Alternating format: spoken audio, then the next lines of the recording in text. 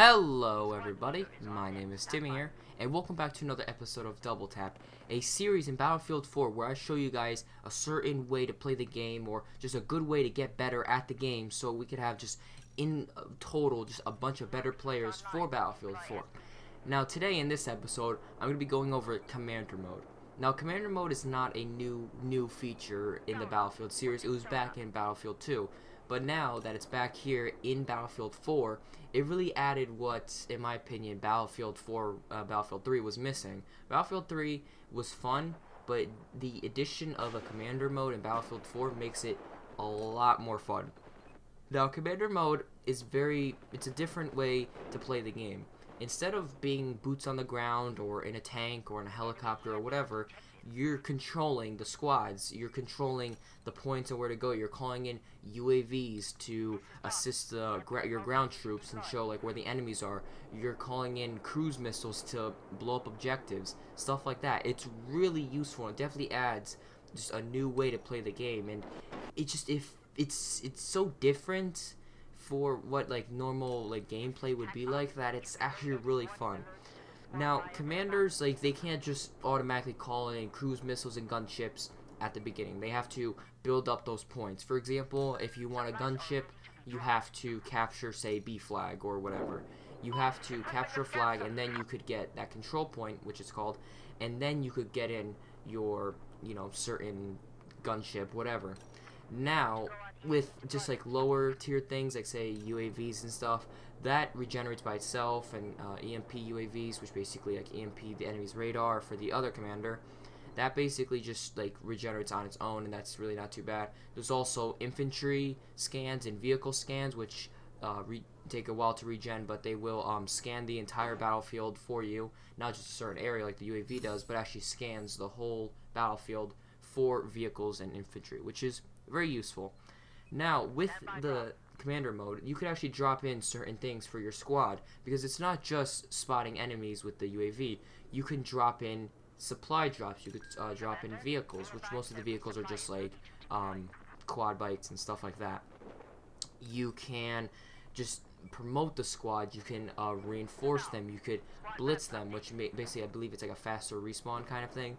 And it's really useful, and it's really good too, because then your the squad leader of say Squad Alpha could relay and say to the commander, we need a UAV sweep here, or something, we need ammo, and you could drop in. So it adds a lot of like communication between the commander and the leader of the squad. So it's actually pretty cool, I'm not gonna lie. It actually adds like a very competitive twist to it, because in competitive gameplay you could really have like say a really useful squad like leaders and everything with a really powerful commander and actually do very, very well.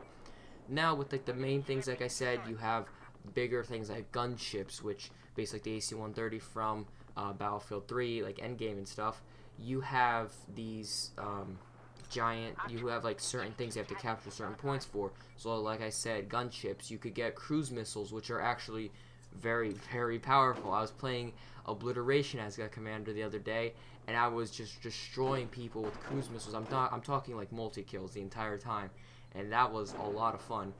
Now with Commander Mode, since you don't have to be no more, because back in Battlefield 2 it was basically you're still on the game, like you're still like in the map. With this, since you're not really in the game as much, you could actually play it on different points. So now with the new release of Battlelog and everything, you could have say the Commander Mode screen on one monitor and then the Battlefield map on the other. So it's really actually pretty cool too. So you could have like two screens to really see what you're doing and be really powerful.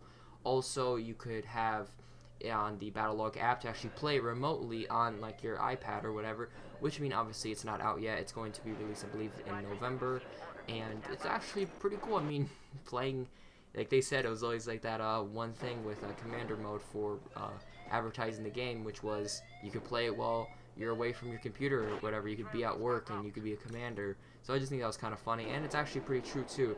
The only thing that you have to be able to play as commander is you have to reach rank 10, which obviously it doesn't seem that hard.